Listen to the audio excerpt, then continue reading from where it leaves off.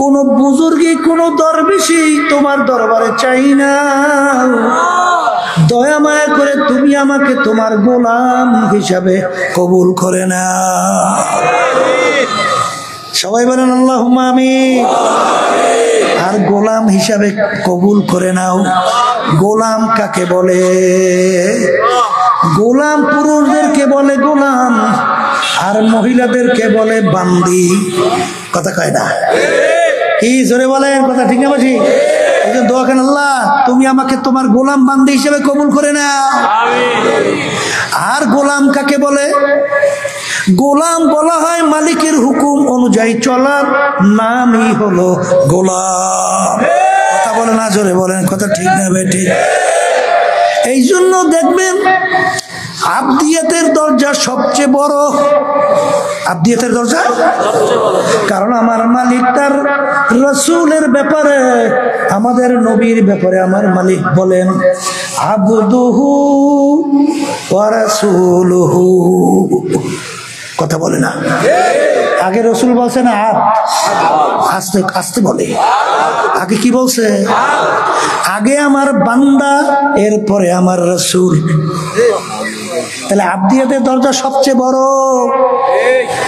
কথা ঠিক না বে ঠিক? এই দরবেশি বাদ দাও। দরবেশ দিয়ে হবে কি? গোলাম হও, মালিকের গোলাম হও। কথা ঠিক না বে ঠিক? আমি পছন্দ করি না। আপনার এই দরবেশি দিয়ে আমার মালিক কি করবে? বনে ছেলে ঘটনা, 1000 বছর আল্লাহর বান্দা ইবাদত করছে। কত বছর? রাত্রে জাইগে জাইগে সেজদায় ভইরা মালিকের ডাকে, দিনে রোজা রাইখে রাইখে আল্লাহকে ডাকে। এরকম 1000 বছর চলে যাওয়ার পরে মনের ভিতরে একটু খেয়াল আসছে যে ইবাদত করছি, এর বিনিময়ে পারো যাইবে বেহেশতে যাইতে পারবো। হাদিসের ঘটনা, কিয়ামতের ময়দানে আল্লাহ রাব্বুল আলামিন যে জাহান্নামের আগুন জ্বালাবে, ওই আগুনের কাছে নিয়ে আল্লাহর বান্দাকে দাঁড় করবে। আগুনের ধাপ তার শরীরে পৌঁছতে পৌঁছতে কলিজা শুকাইয়া পানির জন্য যখন চিৎকার করতে থাকবে, ফেরেশতাদেরকে বলে যাও পানি নিয়ে বান্দার কাছে যাও, কিন্তু বিনা মূল্যে পানি পান করাবা না। 1 গ্লাস পানি পান করাইও, বিনিময় 1000 বছরের ইবাদতের সওয়াব। কত বছর? 1000 বছর যে ইবাদত করছে, এই সমস্ত সব যদি তোমাকে দিতে পারে, তাহলে বিনিময়ে 1 গ্লাস পানি পান করাই। ঘটনা তাই হবে। বান্দাকে জাহান্নামের পাশে নিয়ে দাঁড় করবে, আগুনের ধাপ শরীরে লাগতে লাগতে কলিজা শুকাইছে, পানি খেয়ে চিৎকার মারতেছে। ফেরেশতা পানি নিয়ে যখন কাছে যাবে, ভাই আমাকে 1 গ্লাস পানি পান করান। এই বিনামূল্যে পানি দেই না। কলে মূল্য পাবো কোথায়? বলে তুমি যে 1000 বছরে ইবাদত করছো, সমস্ত সব যদি আমাকে দিতে পারো, এর বিনিময়ে 1 গ্লাস পানি পান করাবো।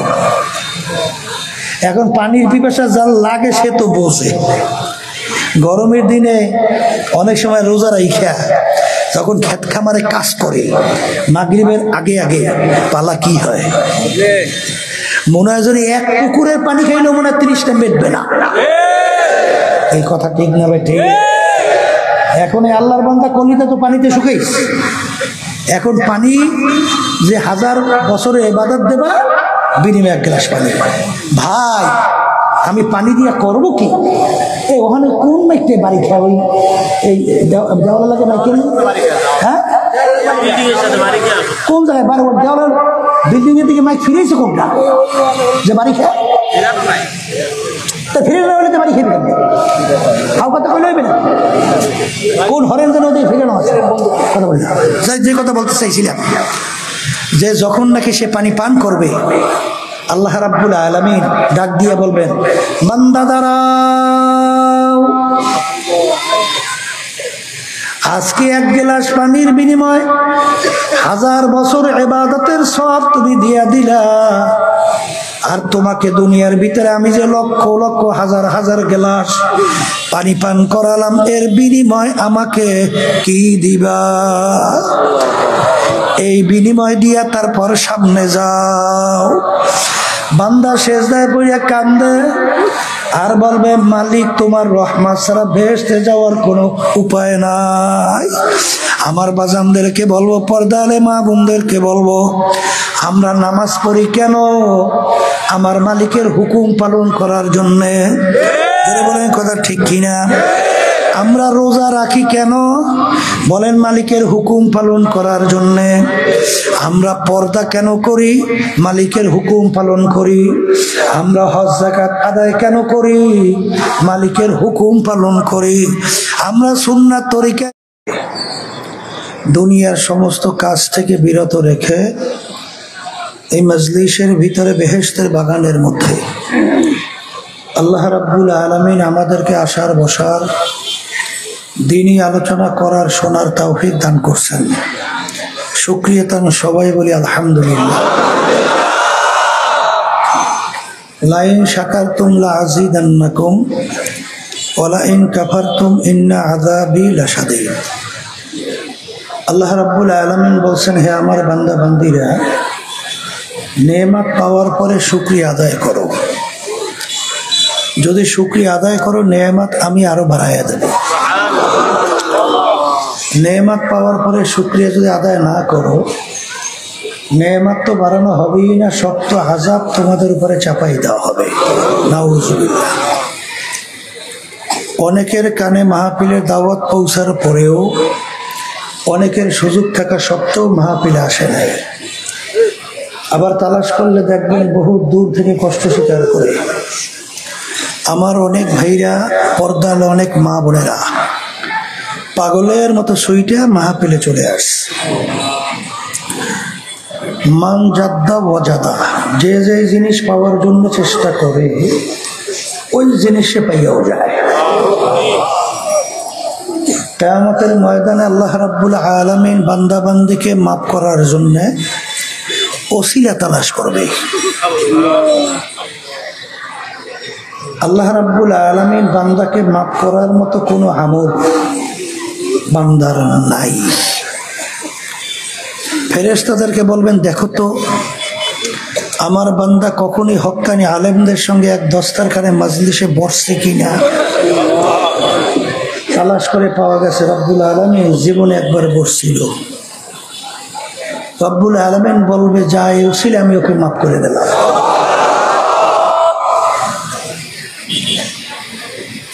আজকে মাহফিলে আমরা যারা আসছি, নিয়ত যাদের সহি, এই উসিলা আল্লাহ রাব্বুল আলামিন মাফ করে দিতে পারে। পারে না? পারে না? আমার আব্বাজান দাদাজান চরমনের জমিনে ঘুমায় আস। আব্বাজান বলতেন, দিনী মাহফিলে প্রথম থেকে শেষ পর্যন্ত থাইকে বাড়ি বিদায় হয়ে চলে গেলে আমল নামার ভিতরে কমপক্ষে হলো 50 লক্ষ নেকি এরকম জমা হতেই পারে না। নিয়াত যাদের সহি, আল্লাহকে রাজি খুশির উদ্দেশ্যে যারা আসছে, লক্ষ লক্ষ নেকি আমল নামায় আল্লাহ দান করবে। যারা মাহফিলে আসছে জিতছি না ঠকছি? আর যারা আসে নাই, না আসার কারণ হিসাবে আব্বাজান বলতেন বুঝের অভাব। কিসের অভাব? ওমর ফারুক রাদিয়াল্লাহু তাআলা আনহু প্রথম অবস্থায় কাফেরদের অন্তর্ভুক্ত ছিল না? কত বড় জঘন্য! কাফেরদের ভিতরে মিটিং হয়েছিল। আল্লাহ রাসূল সাল্লাল্লাহু আলাইহি ওয়াসাল্লামের মাথা মুবারক কে কাইটা নিয়ে আসতে পারবেন? নাউযুবিল্লাহ। বিনিময়ে তাকে 100 লাল উট পুরস্কার দেওয়া হবে। নাউযুবিল্লাহ। কেউ সাহস পায় না। ওমর ফারুক রাদিয়াল্লাহু তাআলা আনহু খাপ থেকে তরবারি বের করে লাফায় দাঁড়াইয়ে গেছিল, আমি পারবো। মাঝখানে কি ঘটনা হয়েছে আপনারা জানেন অনেকেই। এমন বুঝ আল্লাহ তাকে দান করলেন, ওই তরবারি নিয়েই সর্বপ্রথম ইসলামের পক্ষে প্রকাশ্যে রাজপথে নারায়ে তাকবীর স্লোগান দিয়া নেমে গেছিল। বলছিল কাফেরেরা, স্ত্রী যদি কেউ বিধবা করতে চাও তাহলে আমি ওমরের সামনে আস। আমি ওমর মুসলমান হয়ে গেছি। তাহলে আল্লাহ রাব্বুল আলামিনের কাছে দোয়া করতে হবে, রব্বুল আলামিন আপনি আমাদেরকে দ্বীনের সহি বুঝদান করে। তার হাদিসের ভিতরে আছে মাইয়ুরিদিল্লাহু বিহি খায়রান ইউফাক্কিহু ফিদ্দীন, আল্লাহ যাকে ভালোবাসেন ইচ্ছা করেন দ্বীনের সহি বুঝদান করে। আল্লাহর রহমতে আপনাদের এই শশীভূষণ সহ চরপেশন ভোলা ইসলামের পক্ষের জন্য মাঠ আল্লাহর রহমতে অনেক উর্বর, বলেন আলহামদুলিল্লাহ।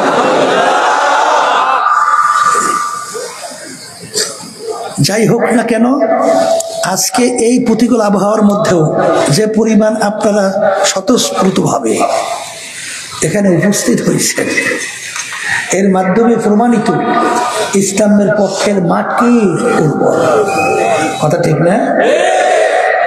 এখন ইসলামের পক্ষের মাঠ তো উর্বর, ফসল কামাই করে কিন্তু ঘরে তুলতে হবে, যেটা বলেন কথা ঠিক কিনা?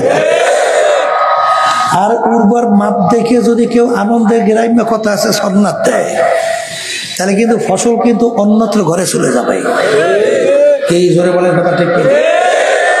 যাই হোক, আল্লাহ আমাকে আমাদের সবাইকে ইসলামের পক্ষে, দ্বীনের পক্ষে, মানবতার কল্যাণের পক্ষে, দেশের কল্যাণের পক্ষে আল্লাহ আমাদেরকে যেন কাজ করার সেইভাবে তৌফিক দান করে না। নেকের কথা আলোচনা হইতেছিল, যাদের নেকের বুঝ আসছে নেক সংগ্রহের জন্য অস্থির হইয়া তালাশ করে, আর যাদের নেকের বুঝ আসে নাই পাও ধৈরেও নেকের কাজ করানো যায় না। কথা ঠিক কিনা? এই জন্য আমি বলছিলাম বুঝের জন্য মাহফিল। আমার বাজানদেরকে বলবো, পর্দা আলেম মা বোনরা যারা শুনতেছেন, দুনিয়ার ভিতরে এমন কোনো জাতি নাই যেই জাতি পরকাল বিশ্বাস করে না। এরকম কোনো জাতি দুনিয়াতে আছে? হিন্দুরা পরকাল বিশ্বাস করে না, নালে ওদের ধর্মীয় নিয়ম নীতি পালন করে কেন? খ্রিস্টানরা করে না, ওদের ধর্মীয় বড়দিন সহ ধর্মীয় নিয়ম নীতি পালন করে কেন? ইহুদিরা, খ্রিস্টানরা ওদের কি পরকাল বিশ্বাস করে কি করে না? আমরা মুসলমান, আমরা তো পরকাল বিশ্বাস করি। কি কথা ঠিক না বেটি? কিন্তু সৃষ্টিকর্তা কয়জন? এক সৃষ্টিকর্তার নিয়ম নীতি হবে কয়টা? হ্যাঁ, এখন সৃষ্টিকর্তার নিয়ম নীতি কোনটা? তাম দুনিয়ার ভিতরে আজকে 100-র ভিতরে 100 প্রমাণিত যে সৃষ্টিকর্তার নীতি আদর্শের নাম হলো ইসলাম। তাহলে হুজুর কিভাবে বললেন? আমাদের পাশের রাষ্ট্র ভারত, শিব শক্তি মহারাজ অনেক ভাষার উপরে ডক্টরেট ডিগ্রিধারী, 12টা ভাষার উপরে পাণ্ডিত্য অর্জন করছে, শত শত কোটি টাকার মালিক, শিক্ষার দিক থেকে দুনিয়ার ভিতরে উল্লেখযোগ্য শিক্ষিতের ভিতরে একজন, দুনিয়ামুখী। ওদিকে সম্মানের দিক থেকে প্রায় 50 কোটি কম বেশি হিন্দুদের ধর্মীয় ভগবান ছিল, এই ছিল তার সম্মান। অর্থের দিক থেকে শত শত কোটি টাকার মালিক ছিল, বিদ্যাবন সহ প্রায় 3টা আশ্রমের মালিক। সম্মানের দিক থেকে, শিক্ষার দিক থেকে, সম্পদের দিক থেকে অনেক ঊর্ধ্বের।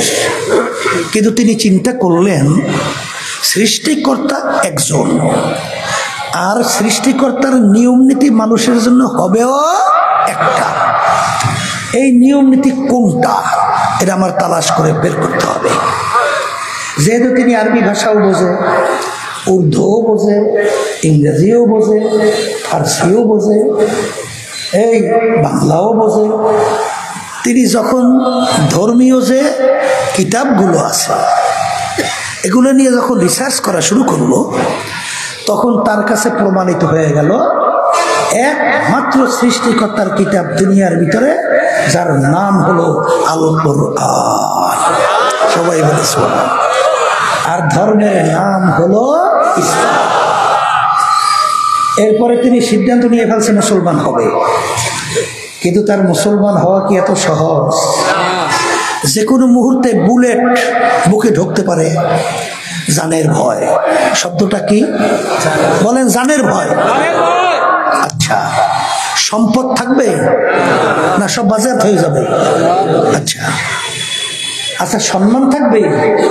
তাহলে জানের ভয়, সম্পদ যায়, সম্মানও যায়, এমনকি স্ত্রী আত্মীয় স্বজন তা থাকবে, তাও যায়।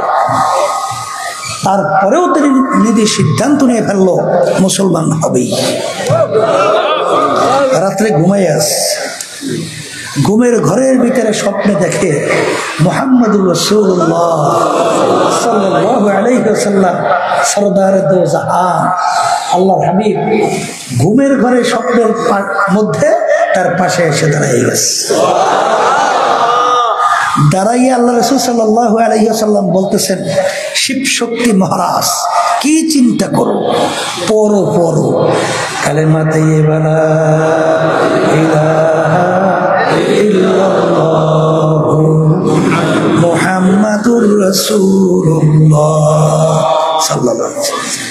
ওই একই রাতে আল্লাহ রাসূল সাল্লাল্লাহু আলাইহি ওয়াসাল্লাম তার স্ত্রীকেও কালিমা পড়াই মুসলমান বানাই দিয়ে চলে গেছে।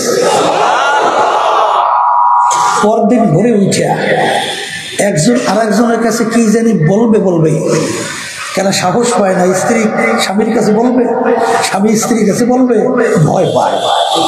এক পর্যায়ে যখন প্রকাশ হয়ে গেল, তখন আল্লাহর কাছে শুকরিয়া আদায় করে, রব্বুল আলামিন আপনার দরবারে লাখো কোটি শুকরিয়া, আপনি আমাদেরকে মুসলমান বানিয়ে দিয়েছেন। পরে নাম রাখছিল ডক্টর ইসলামুল হক। এরশাদ সাহেব যখন প্রেসিডেন্ট ছিল, বাংলাদেশেও আসছিল। অনেক মুরব্বীদের জানা থাকার কথা, যখন নাকি ভারতের চাপে থাকতে পারে নাই, এক পর্যায়ে মালয়েশিয়া চলে গেছিল। হায়াত শেষ হওয়ার পরে দুনিয়া থেকে বিদায় নিয়ে কবরে চলে গেছে। আল্লাহ তার দরজা বেহেশতে বলন্দ করে দেবে। আমার বাজানদেরকে বলবো, পর্দা আলে মা বোনরা তারা শুনতেছেন, মরিস বুকাইলি ফ্রান্সের একজন বিশ্ববিখ্যাত বৈজ্ঞানিক, তিনিও কিন্তু এই কুরআনুল কারীম এবং অন্যান্য আসমানি কিতাবের সংখ্যা 104। কত কিতাব? 104 কিতাবের ভিতরে উল্লেখযোগ্য হলো 4 কিতাব, কুরআনুল কারীম, তাওরাত, ইনজিল, জাবুর। এই আসমানি 4 উল্লেখযোগ্য কিতাব নিয়ে তিনি রিসার্চ করতে যাইয়ে দেখে যে আমেরিকার তাওরাতের সঙ্গে লন্ডনের তাওরাতের পূর্ণ কোনো মিল পাওয়া যায় না, তাওরাত ইনজিলের কোনো মিল পাওয়া যায় না, জবুরের কোনো মিল পাওয়া যায় না। কিন্তু কুরআনুল কারীম দুনিয়ার যে কোনো প্রান্তে তিনি রিসার্চ করার পরে দেখে যে একটা নোক্তারও কোনো পরিবর্তন পাওয়া যায় না। তখন তিনি চিন্তা করলেন, ব্যাপার কি? আসমানি অন্যান্য কিতাবগুলো পরিবর্তন, কুরআনুল কারীমের পরিবর্তন নাই কেন? তখন তিনি তালাশ করতে করতে পায় যে অন্যান্য আসমানি কিতাবগুলো আল্লাহ নাযিল করার পরে আল্লাহ রাব্বুল আলামিন ওগুলা সংরক্ষণ হেফাজতের দায়িত্ব রব্বুল আলামিন নিজে নেয় নাই। কিন্তু কুরআনুল কারীম নাযিল করার পরে আল্লাহ রাব্বুল আলামিন ওর হেফাজত সংরক্ষণের দায়িত্ব আল্লাহ নিজে নিয়ে নেছে। আল্লাহ রাব্বুল আলামিন কুরআনুল কারীমে কি বলছেন? ইন্না নাহনু নাযালনা যিকরা ওয়া ইন্না লাহু লাহাফিজুন। কুরআনুল কারীম নাযিল করলাম আমি, ওর সংরক্ষণের দায়িত্ব নিলাম আমি। এই জন্য তাম দুনিয়ার যত ইসলাম বিদ্বেষী চক্র যত চেষ্টা করুক, কুরআনুল কারীমের মধ্যে ওরা কিন্তু ভুল বের করতে পারবে না, আর ধ্বংস করতে পারবে না। আল্লাহ রাব্বুল আলামিন কোরআন করে হেফাজত কিভাবে করে? ছোট 6-7 বছরের একটা বাচ্চা, 8 বছরের একটা বাচ্চা, 9 বছরের একটা বাচ্চা ওর সিনার মধ্যে 30 পারা কোরআনুল কারীম আল্লাহ রাব্বুল আলামিন এমন ভাবে হেফাজত করছে, ওই বাচ্চা দাঁড়াইয়া এক টানে 30 পারা কোরআনুল কারীম তেলাওয়াত করে। দুনিয়ার এরকম কোন কিতাব বই পুস্তক আছে যে একেবারে সরে থেকে শুরু করিয়া ক থেকে শুরু করিয়া শেষ পর্যন্ত এক টানে কোন কিতাব বই পুস্তক এরকম শোনাইতে পারে? হ্যাঁ। এরপরে তিনি নিজে কালিমা করে মুসলমান হয়ে গেছে। মুসলমান হওয়ার পরে তিনি একটা বইও লেখছেন, বাইবেল, কোরআন ও বিজ্ঞান, প্রায় 400-450 পৃষ্ঠা বেটে। তার ভিতরে প্রমাণ করছেন দুনিয়ার ভিতরে একমাত্র সৃষ্টিকর্তার কিতাব, তার নাম হলো আল কোরআন, আর ধর্মের নাম হলো ইসলাম। এরকম 1-2 ঘটনা না, হাজার হাজার। এটা ঠিক কিনা? অনেক সময় বলি, আজকেও শুনাই।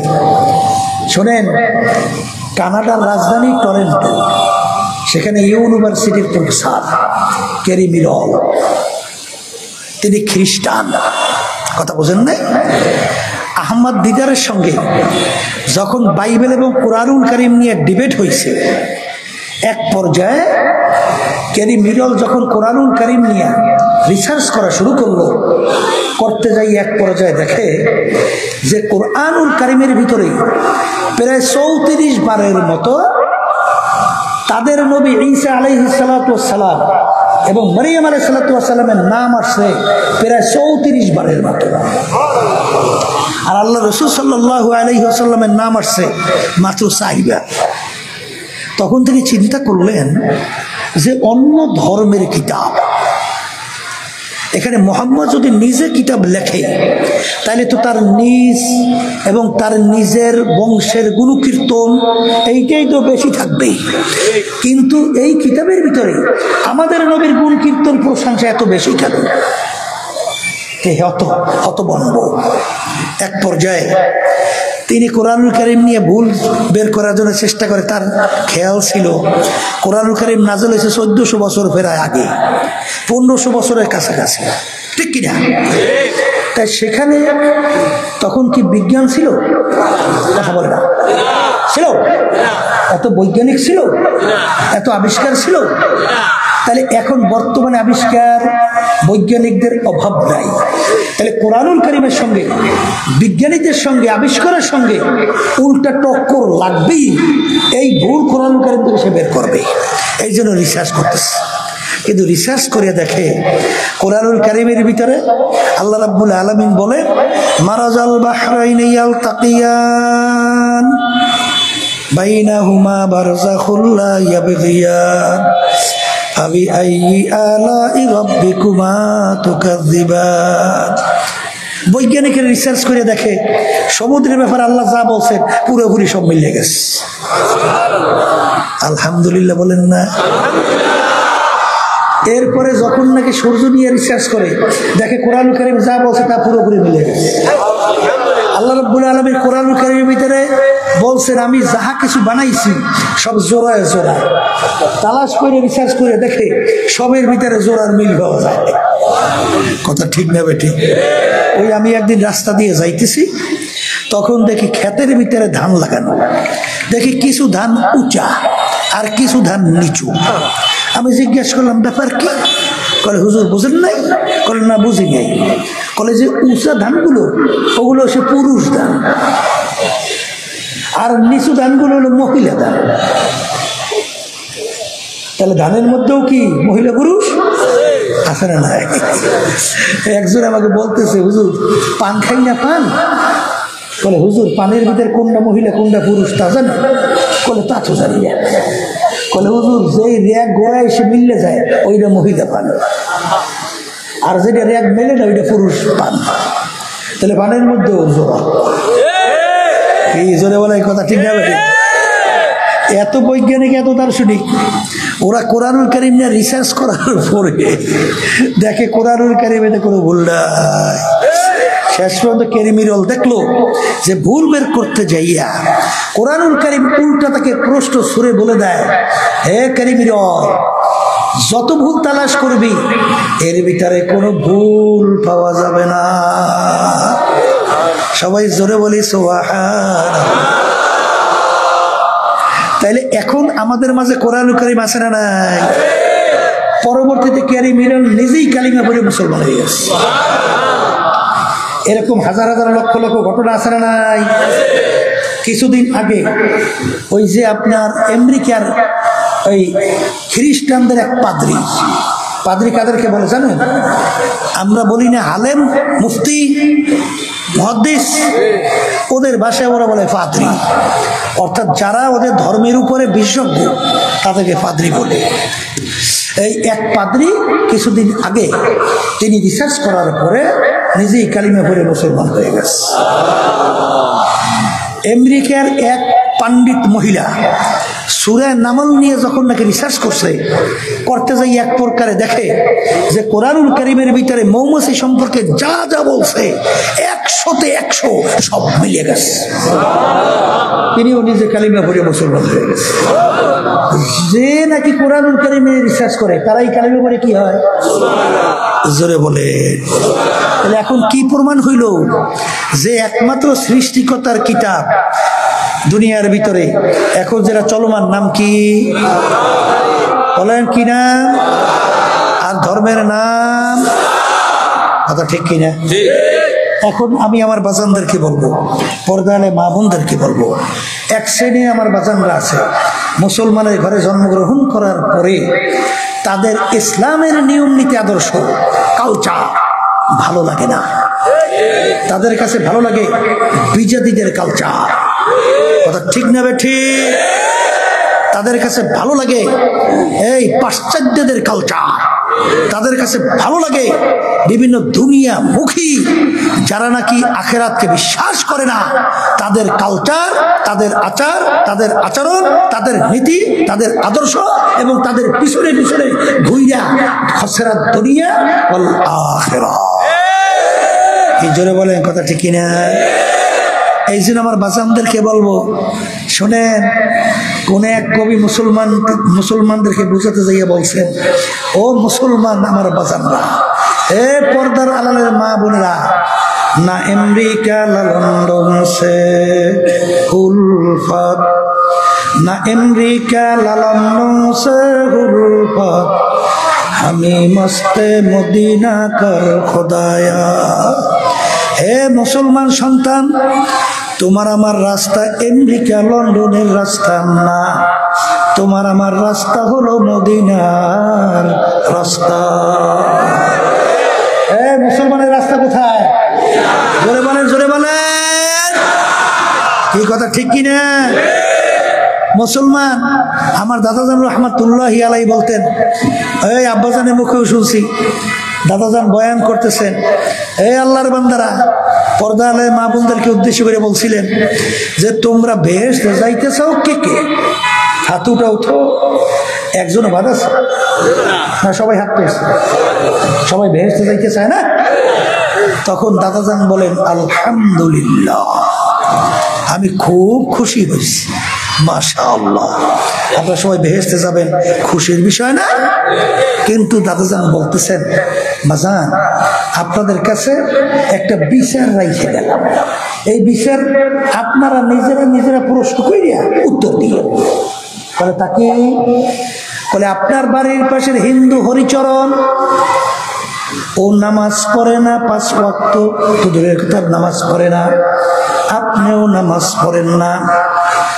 আপনার বাড়ির পাশের হিন্দু হরিচরণ, ও রমজান মাসে রোজা রাখে না, আপনিও রমজান মাসে রোজা রাখেন না। ও হারাম হালাল তমিজ কইরা পার্থক্য কইরা খায় না, চলে না, আপনিও হারাম হালাল তমিজ কইরা পার্থক্য কইরা চলেন না, খান না। হরিচরণের স্ত্রী পর্দায় থাকে না, তোমার স্ত্রীও পর্দায় থাকে না। হরিচরণ নিজে পর্দা করে না, তুমিও পর্দা করো না। হরিচরণ সুন্নাত তরিকায় চলে না, তুমিও চলো না। এক কথায় আমার মালিক যা যা বলছে, হরিচরণ যা করে না তুমিও করো না। এখন তোমার কাছে বিচার রেখে গেলাম, কিয়ামতের ময়দানে তোমাকে যদি আমার মালিকের বেহেশতে নিতে হয়, তোমার বাড়ির পাশের হরিচরণ হিন্দু ও কি দোষটা করলো, ও কেন বেহেশতে যাইতে পারবে না? জোরে বলেন কথা ঠিক না বেঠিক? এ কবরের যাত্রীরা, আল্লাহ রাব্বুল আলামিন বেহেশতে যাওয়ার ব্যাপারে শর্ত লাগাইছেন, ইন্নাল্লাযীনা আমানু ওয়া আমিলুস সালিহাত কানাত লাহুম জান্নাতুল ফিরদাউসি নুজুলা। এই বেহেশতে যাইতে চান না? আসতে বলে না, চান না? বেহেশতে চাইতে হলে কয়টা কাজ করা লাগবে? বলেন দুইটা। বলেন কয়টা কাজ? আবার মুখ খুলে সবাই বলেন দুইটা। কয়টা? প্রথম কাজ হলো ঈমান আনা লাগবে। বলেন কি আনা লাগবে? দ্বিতীয় হলো আমলে সালেহ করা লাগবে, নেক আমল। কয়টা কাজ? বলেন ঈমান, নেক আমল। কথা ঠিক কিনা? এখন অনেকে তো মনে মনে বলে মাশাআল্লাহ হুজুর আমরা তো সবাই ঈমানদারি, আলহামদুলিল্লাহ বলেন, ঠিক না? কিন্তু ঈমানের পরিচয়টা কিন্তু জানা লাগবে। ঈমান একটা আরবি শব্দ, বাংলা অর্থ হলো বিশ্বাস। এই বিশ্বাস আবার তিন জিনিসের সমন্বয়। কয় জিনিস? বলেন। একটা বাদ দিলে কিন্তু ঈমান থাকবে না। এক নম্বর মুখস্থ করেন, মুখে স্বীকার করা। কি স্বীকার? বলেন আল্লাহ একজন, সমস্ত ক্ষমতার মালিক আল্লাহ, খায়রিহি ওয়া শাররিহি মিনাল্লাহি তাআলা ওয়াল বাসি বা'দাল মাউত। কথা ঠিক না? ঠিক। তাহলে ক্ষমতার মালিক আল্লাহ, রিজিক দেওয়ার মালিক আল্লাহ, আইন দেওয়ার মালিক আল্লাহ, মারুন না মালিক আল্লাহ, বাসাই না মালিক আল্লাহ, ওষুধ দেওয়ার মালিক আল্লাহ, সুস্থ করার মালিক আল্লাহ। কথা ঠিক মতো বুঝে কইছেন না? না বুঝে কইছেন? সরমনাইতে আমার মনে আছে, অন্য দল করে সে এসে আমাকে বলতেছে, হুজুর আমরা তো সব বিষয় আল্লাহ যে নীতি আদর্শ রাখছে সেইটা মাইনেই তো চলি, কিন্তু রাষ্ট্র পরিচালনার ব্যাপারে হুজুর আমরা একটু ওই দলের নীতি আদর্শ মাইনে চলি, হুজুর এতে কোনো অসুবিধা আছে? আমারে প্রশ্ন করছে। আমি বলে শোনো, তাহলে আমার আল্লাহ সব বিষয়ের উপরে সে পারে, কিন্তু রাষ্ট্র পরিচালনার ব্যাপারে আমার মালিক আমার আল্লাহ অপারক। জোরে বলেন না হুজুর। আল্লাহ আমার সব জায়গায় পারে, এই জায়গায় পারে না। ওর কথা অনুযায়ী এইটা বুঝায় না? এই জোরে বলেন। তাই আমার মালিক কি রাষ্ট্র পরিচালনার ব্যাপারে অপারক? বলেন না। কথা ঠিক না? ঠিক। বরং আমার মালিক বলতেছেন, ওমান লাম ইয়াহকুম বিমা আনজালাল্লাহ ফাউলাইকা হুমুল কাফিরুন ফাউলাইকা হুমুজ জালিমুন ফাউলাইকা হুমুল ফাসিকুন। যারা আমার নীতি আদর্শ অনুযায়ী রাষ্ট্র পরিচালনা করবে না, আমার আল্লাহ বলতেছেন ওটা কাফের, ওটা জালেম, ওটা ফাসিক। তাহলে রাষ্ট্র পরিচালনার ব্যাপারে আমার আল্লাহর কোন নীতি আদর্শ আছে? আর একটু আসতে বলে আছে না? এক শ্রেণী বর্তমানে কিন্তু অনেক আলেম, অনেক পীর, অনেক মুফতি মুহাদ্দিস বের হয়েছে, তারা কিন্তু বলতে চায় যে আমরা রাজনীতি করি না। একটু নাউজুবিল্লাহ নাউজুবিল্লাহ বলি। আমি আমার বাজানদেরকে বলি, বাজান আচ্ছা এই যে মানব রচিত কুফরি তন্ত্র মন্ত্র, এই যে বিএনপি, আওয়ামী লীগ, জাতীয় পার্টি যেই নীতি আদর্শ বাস্তবায়ন করতে চায়, সেই নীতি আদর্শের নাম হলো প্রচলিত গণতন্ত্র। কয় না গণতন্ত্র গণতন্ত্র গণতন্ত্র, শোনেন না? কথা বলে না। এই গণতন্ত্র ধার করে নিয়ে আসছে, ধার উদ্ধার করে। তাকে এই গণতন্ত্রের প্রবক্তা হলো প্রাক্তন প্রেসিডেন্ট আমেরিকার আব্রাহাম লিঙ্কন। তিনি এই প্রচলিত গণতন্ত্রের থিওরি দিছিল, government of the people, by the people, for the people. নাউজুবিল্লাহ কোন। তিনি বুঝাইতে চায় সমস্ত ক্ষমতার মালিক জনগণ। সবাই চিৎকার মেরে বলে নাউজুবিল্লাহ। এখন আমার বাজানদেরকে বলি, একটু আগে কি বলছিলাম? আইন দেওয়ার মালিক, ক্ষমতার মালিক। এখন তো বলতেছে ক্ষমতার মালিক জনগণ। এখন তুমি নিজের কাছে প্রশ্ন করো, এখন তোমার ইমানের অবস্থা কি?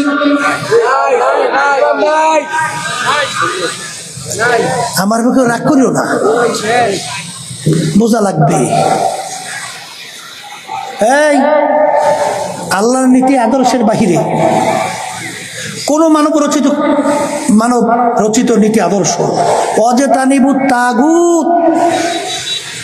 আমার মালিক বলে তাগুত থেকে তোমরা বাঁচো, পরহেজ করো। তাগুত কাকে বলে? এই মানব রচিত কুফরি তন্ত্র মন্ত্র তাগুদের ভিতরে একটা বড় তাগুত। কথা ঠিক কিনা? আমি আমার ভাইদেরকে বলবো, এই যারা বলে রাজনীতি করি না, হাই তাগুত এবং প্রচলিত কুফরি তন্ত্র মন্ত্রের রাজনীতি করি না, এটা যদি বলে কথা ঠিক আছে। কিন্তু আমভাবে যদি বলে আমি রাজনীতি করি না, হেলে কিন্তু বিপদ আছে। আসতে বলে তা কেমনে? আচ্ছা, আল্লাহ রাসূল সাল্লাল্লাহু আলাইহি ওয়াসাল্লাম কি রাষ্ট্রপ্রধান ছিলেন? তিনি রাজনীতি করছে, রাষ্ট্র চালাইছে। আচ্ছা, সাহাবায়ে কেরামরা রাষ্ট্রপ্রধান ছিলেন, রাষ্ট্র চালাইছে। তাহলে এখন যদি কেউ বলে যে এইটা আমি করি না, পছন্দ করি না, তাহলে আল্লাহ রাসূল সাল্লাল্লাহু আলাইহি ওয়াসাল্লামের কাজটাকে অপছন্দ হয় না? আল্লাহর হুকুমের বিরুদ্ধাচরণ হয় না? তাহলে তার দরবেশের কোনো লাভ আছে?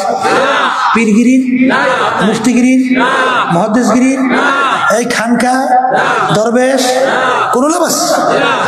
এই আল্লাহর বান্দারা, বুজুর্গি কি নেহি হামকো জরুরত, গোলাম আপনা বানালে খোদায়া। আল্লাহর ওলিরা মালিকের কাছে দোয়া করতেন, মালিক কোন বুজুর্গি, কোন দরবেশি তোমার দরবারে চাই না, দয়া মায়া করে তুমি আমাকে তোমার গোলাম হিসাবে কবুল করে না। সবাই বলেন আল্লাহুম্মা আমিন। আর গোলাম হিসাবে কবুল করে নাও। গোলাম কাকে বলে? গোলাম পুরুষদেরকে বলে গোলাম, আর মহিলাদেরকে বলে বান্দি। কথা কয় না? কি জোরে বলেন, কথা ঠিক না বাসি? দোয়া করেন, আল্লাহ তুমি আমাকে তোমার গোলাম বান্দি হিসেবে কবুল করে নাও। আর গোলাম কাকে বলে? গোলাম বলা হয় মালিকের হুকুম অনুযায়ী চলার নামই হলো গোলাম। কথা বলে না, জোরে বলেন, কথা ঠিক না বেঠি? এই জন্য দেখবেন আবদিয়াতের দরজা সবচেয়ে বড়। আবদিয়াতের দরজা, কারণ আমার মালিক তার রাসূলের ব্যাপারে, আমাদের নবীর ব্যাপারে আমার মালিক বলেন আবদুহু ওয়া রাসূলুহু। কথা বলে না? আগে রসুল বলছে না আস্তে আস্তে বলে? আগে কি বলছে? আগে আমার বান্দা, এরপরে আমার রাসূল। তাহলে আবদিয়াতের দরজা সবচেয়ে বড়। কথা ঠিক না বে ঠিক? এই দরবেশি বাদ দাও। দরবেশ দিয়ে হবে কি? গোলাম হও, মালিকের গোলাম হও। কথা ঠিক না বে ঠিক? আমি পছন্দ করি না। আপনার এই দরবেশি দিয়ে আমার মালিক কি করবে? বনে ছেলে ঘটনা, 1000 বছর আল্লাহর বান্দা ইবাদত করছে। কত বছর? রাত্রে জাইগে জাইগে সেজদায় ভইরা মালিকের ডাকে, দিনে রোজা রাইখে রাইখে আল্লাহকে ডাকে। এরকম 1000 বছর চলে যাওয়ার পরে মনের ভিতরে একটু খেয়াল আসছে যে ইবাদত করছি, এর বিনিময়ে পারো যাইবে বেহেশতে যাইতে পারবো। হাদিসের ঘটনা। কিয়ামতের ময়দানে আল্লাহ রাব্বুল আলামিন যে জাহান্নামের আগুন জ্বালাবে, ওই আগুনের কাছে নিয়ে আল্লাহর বান্দাকে দাঁড় করবে। আগুনের ধাপ তার শরীরে পৌঁছতে পৌঁছতে কলিজা শুকাইয়া পানির জন্য যখন চিৎকার করতে থাকবে, ফেরেশতাদেরকে বলো যাও পানি নিয়ে বান্দার কাছে যাও, কিন্তু বিনা মূল্যে পানি পান করাবা না। এক গ্লাস পানি পান করাইও, বিনিময় 1000 বছরের ইবাদতের সওয়াব। কত বছর? 1000 বছর যে ইবাদত করছে, এই সমস্ত সব যদি তোমাকে দিতে পারে, তাহলে বিনিময়ে এক গ্লাস পানি পান করাই। ঘটনা তাই হবে। বান্দাকে জাহান্নামের পাশে নিয়ে দাঁড় করবে, আগুনের ধাপ শরীরে লাগতে লাগতে কলিজা শুকাইস, পানি খেয়ে চিৎকার মারতেছে। ফেরেশতা পানি নিয়ে যখন কাছে যাবে, ভাই আমাকে এক গ্লাস পানি পান করান। এই বিনামূল্যে পানি দেই না। কলে মূল্য পাবো কোথায়? তাহলে তুমি যে 1000 বছরে ইবাদত করছো, সমস্ত সব যদি আমাকে দিতে পারো, এর বিনিময়ে এক গ্লাস পানি পান করাবো। এখন পানির পিপাসা যার লাগে সে তো বোঝে।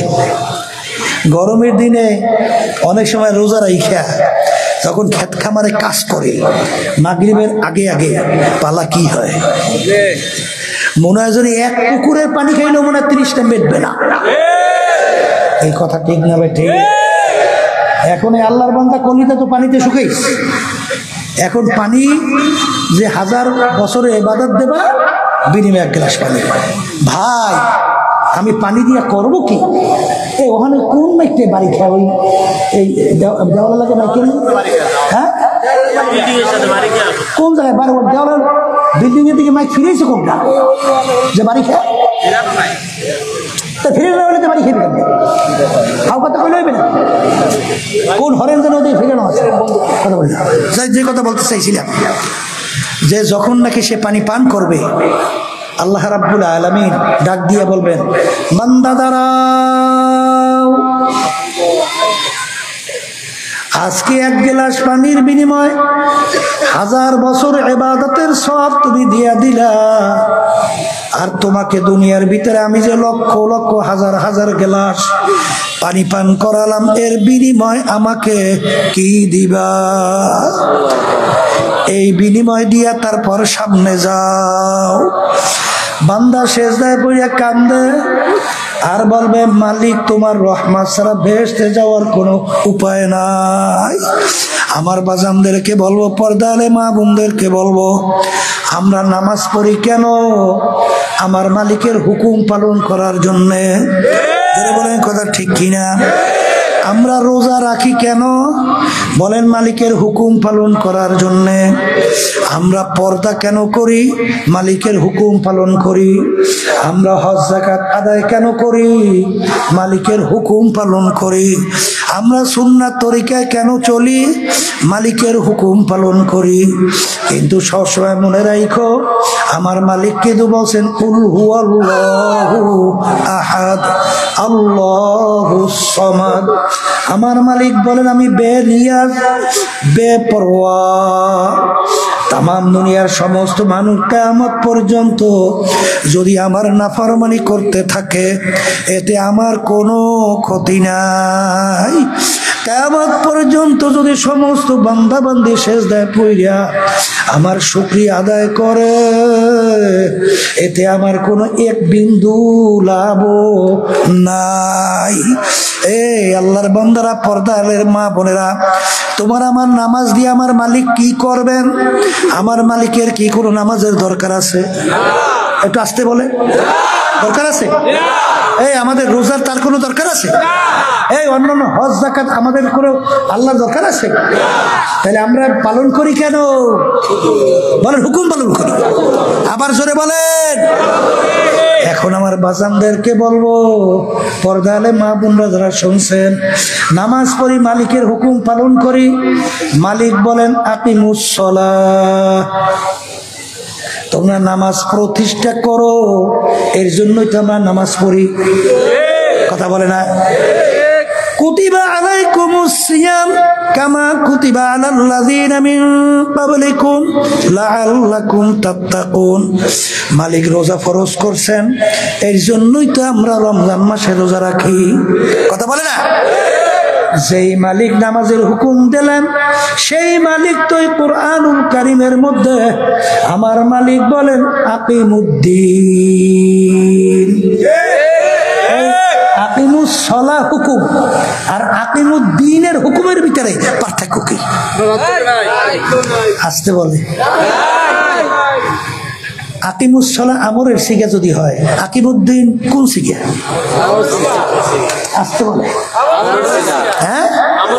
তাই তুমি রাষ্ট্রীয় পর্যায়ে আল্লাহর দিন বাস্তবায়নের জন্য তুমি যদি বলো আমি রাজনীতি করি না, তা তুমি কোন নীতিটা করো? জোরে বলেন কথা ঠিক না ঠিক? দরবেশ হইছে হ্যাঁ?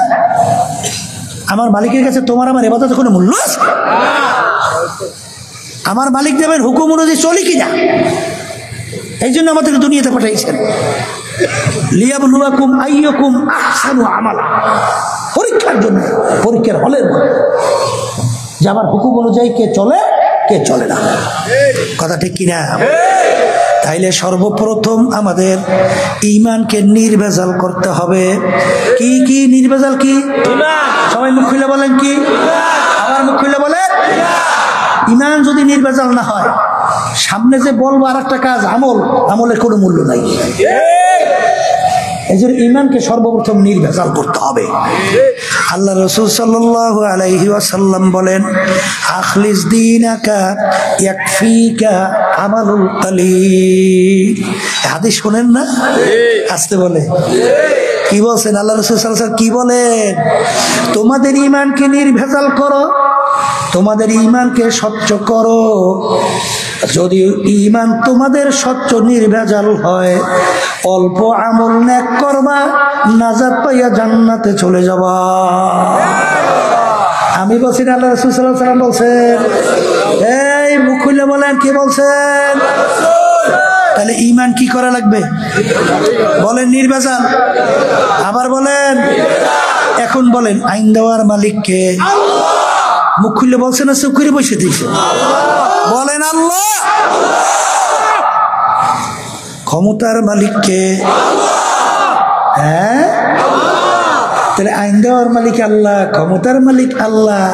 তাই আব্রাহাম লিঙ্কন পাইলেন কই? মাও সুতুন পাইলেন কই? লেনিন পাইলেন কোথায়? কালমার্স পাইলেন কোথায়? এই ইন্দিরা গান্ধী, জওহরলাল নেহরু তা পাইলেন কোথায়? আছে কোথায়? কি জোরে বলেন? পাওয়া যায়? যায় যায় কোনোদিন পাওয়া যায়? তবে এরপরেও যদি কেউ এদিকে ওদিকে ঘোরে, তাহলে সেই আল্লাহর বান্দা বান্দীদেরকে শুনেই রেখে যায়। কিয়ামতের ময়দানে ওই সত্য কোরআনুল কারীমের মধ্যে আল্লাহ রাব্বুল আলামিন কি বলছেন? ইয়াওমা নাদউ কুল্লা উনাসিন বিইমামিহিম। আমার মালিক কিয়ামতের ময়দানে প্রত্যেকটা মানুষকে তার দলের নেতা নেত্রীর সঙ্গে ডাকবে। এখানে কি একজন দুইজন না সব মানুষ? আবার একটু মুখ খুলে বলেন। প্রত্যেকটা মানুষকে আমার মালিক তার দলের নেতা নেত্রীর সঙ্গে ডাকবে। এই যে কোরআন কারীমে আয়াত শুনাইছি। ডাকার পরে আমার মালিক বলবেন তোর দলের নেতা নেত্রী যেদিকে যায় ওদের পিছনে পিছনে সেই দিকে চলে যা। এক কথায় তোমার নেতা নেত্রীর যেখানে জায়গা, আমার আল্লাহ বলেন তোরও সেইখানে জায়গা। এই কি কোরআন কারীমের আয়াত না ভিন্ন বানাইয়ে বলছি? তাহলে অনেকে এই কথা শুনতে চায় না, তাহলে এই আয়াত বাদ দেবো? আসতে বলে বাদ দেব? তাইলে কিয়ামতের ময়দানে আল্লাহ রাব্বুল আলামিন প্রত্যেকটা মানুষকে তার দলের নেতা নেত্রীর সঙ্গে ডাকবে। তার দলের নেতা নেত্রীর যেদিকে রাস্তা, আল্লাহ বলবেন তোরও সেই রাস্তা। তোর নেতা নেত্রীর যেখানে জায়গা, তোরও সেখানে জায়গা। কি কি বুঝে আসতে চায় না? না আসে?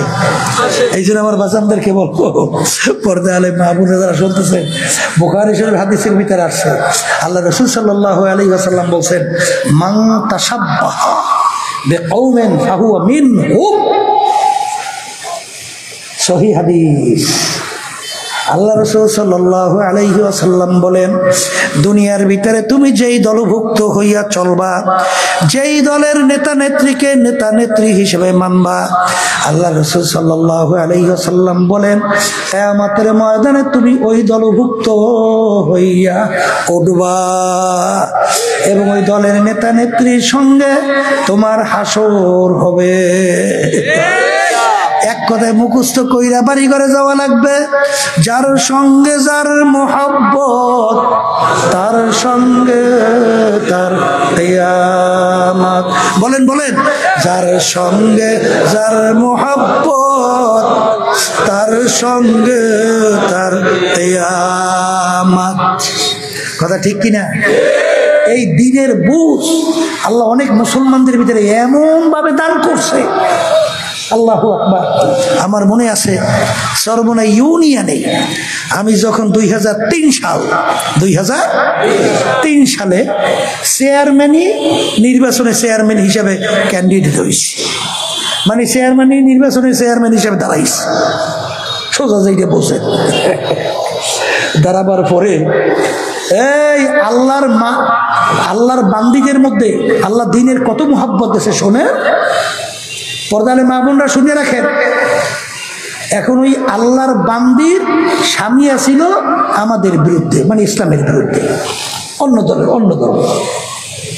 এখন ওই আল্লাহর বান্দি ঘরের স্ত্রী, সে সিদ্ধান্ত নেছে ভোট দেবে ইসলামের পক্ষে আমাকে। আর স্বামী বলতেছে কথার কথা, তোরে খাওয়াইল আমি, ভরণ পোষণ দেই আমি, এই পোশাক দেখিয়ে নিয়ে দেই আমি, আমার কথা শুনবি না, তুই ভোট দিবি আমার কথার বাইরে। ঝগড়া বাজতে বাজতে এক পর্যায়ে এমন বদমাইশ ওই স্বামীটা, ও ছুরি না জানি দাও দিয়া ওর হাতের উপরে কোপ দেয়, আমি জানি ওর একটা আঙ্গুর কাটতে পড়িয়ে গেছে। কথা বলছেন? তারপর ওই আল্লাহর বান্দি তাকে ওই আঙ্গুল কাটার পরেও ইসলামের পক্ষে ভোট দেওয়া থেকে ফিরিতে পারে নাই। ও ভোট দিছেই দেশ।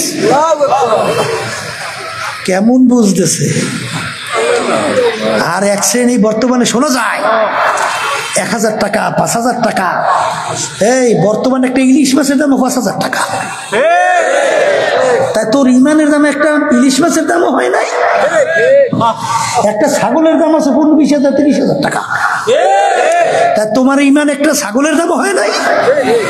হ্যাঁ, বর্তমানে এক সিনেমার বাজানরা আছে, পর্দালে মা বোনেরা আছে, আল্লাহ মাফ করুক, নাই এইটাই ভালো, নেকদারও থাকতে হবে। আছে তো কিছু থাকতে পারে, কথা ঠিক না? ঠিক। এই 500 টাকার বিনিময় ইমান বিক্রি করে। আল্লাহ মাফ করিয়ে দেন, আমাকে সহ সবাইকে মাফ করিয়ে দেন। এই জোরে বলেন, কথা ঠিক কিনা? দেখেন দিনের জজবা কিভাবে তাদের ভিতরে আল্লাহ ঢুকাইছে। এই লক্ষ্মীপুর এক আল্লাহর বান্দা আর্মিতে চাকরি করত, ক্যাপ্টেন ছিল, আর্মির ক্যাপ্টেন, বুঝছেন? আল্লাহর বান্দা আল্লাহ এমন দিনের বুঝ দিয়েছে, একা ইসলামী আন্দোলনের পক্ষে প্রায় 700-র মতো সদস্য বানাইছে। সরমনাইতে তালিম তরবিয়াতে আসছে। আসার পরে বলতেছে, হুজুর সদস্য ফরম কিন্তু এখন আমার পকেটে আসছে। মানে লক্ষ্যবিদ্যা সর্বনাই আইছে তালিম তরবিয়াতে, সেই বুঝছে, সেখানে ওই সদস্য বড় পকেটে। কেমন আল্লাহ ভিতরে জজবা, দিনের পক্ষে একটা লোক যদি আনতে পারি, কিয়ামতের ময়দানে তো আল্লাহ ওসিলা ধরে ধরে মাফ করবে। কথা বলে না? তাহলে একটা লোক যদি আমি জাহান্নামের রাস্তা থেকে যদি বেহেশতের রাস্তায় উঠেই দিতে পারি, এই ওসিলা যদি আল্লাহ আমাকে মাফ করিয়ে দেয়। সে এখন গেছে আমেরিকায়, সেখানে এমনভাবে কাজের গতি বাড়াইছে। কয়েকদিন আগে আমেরিকায় আমরা কমিটি বানাইছি, সেই কমিটির ভিতরে এই আল্লাহর বান্দা সেখানে যাইয়া সেক্রেটারি হয়ে গেছে। কি তাইলে বুঝা গেল সে আলেম না, তারপরও দিনের বুঝ একটা জ্বালাপোড়া কিভাবে ভিতরে তৈরি হয়েছে। আর এক শ্রেণী বর্তমানে আছে, পেট ডলে খায়, ঘুমায়, আর গরু ছাগলের মতো আগে আর মতে জীবন শেষ করিও, এইবার মাটির তলে যাইও, এইবার মাটির লেগে মিলিয়া যায়। আছে না? ওরা চিন্তা করে আমাদের জীবন তো গরু ছাগলের মতোই। কি শোনেন, 53 বছর বাংলাদেশ স্বাধীনতার বয়স শেষ, 54 বছর চলছে। কি যেই দেশের ভিতরে 92 জনের মতো মুসলমান 100-র মধ্যে, যেই দেশের ভিতরে আলেম ওলামা তোলাবার অভাব নাই, কথা কয় না, যেই দেশকে মসজিদের নগরী বলা হয়, ঢাকা বাংলাদেশের রাজধানী, সেই দেশের মধ্যে ইসলাম নামক এই নীতি আদর্শটা পরাজিত, কথা বলে না। তাই পরাজিত যদি হয় তখন আল্লাহ রাসূলের সামনে কি উত্তর দেবা? আল্লাহর সামনে কি উত্তর দিবা? এই জন্য আমার আব্বাজান রাহমাতুল্লাহি আলাইহি তিনি বলতেন, পীর মুরিদি বড় মজার জিনিস। পীর মুরিদি কি সম্মানের কোনো অভাব আছে? মন্ত্রীরা এমপিরা আইসা পায়ে সালাম দেবে, মাথাটা নিচু করিয়া দেবে, হুজুর আমার জন্য একটু দোয়া করে। এমপির এসে সম্মান দেখায়, মন্ত্রী এসে সম্মান দেখায়, হাদিয়া তো হবার অভাব নাই। এই কিন্তু রাজনীতি পটটা তো কাটাযুক্ত পিচ্ছিল। এই রাজনীতি করতে যাইয়া এখন বাংলাদেশে আমাদেরকে মারিয়ে ফেলাবার জন্য, সাইজ করার জন্য একদল ঘোষণা দেয় না, না শোনেন নাই? শোনেন কিছু আমাদেরকে আবার বলে না, এই এই মিথ্যা এবং কি নেশা খায় মিথ্যা বলে পীর সাহেব সর্বনাই স্লোগান শোনেন না? এই পথে যদি না থাকতাম তাহলে এই গালি শোনা লাগবে? এই যারাই গালি হেরাই গিয়ে পাউসিয়ে সালাম দিয়ে দোয়া চায়, এই পথে নামার পরেই তো এখন গালাগালি শুরু হয়েছে। এরপরে আবার জেলে দেওয়ার ভয়ও তো দেখায়, জানের হুমকিও তো দেয়। আব্বাজান রাহমাতুল্লাহ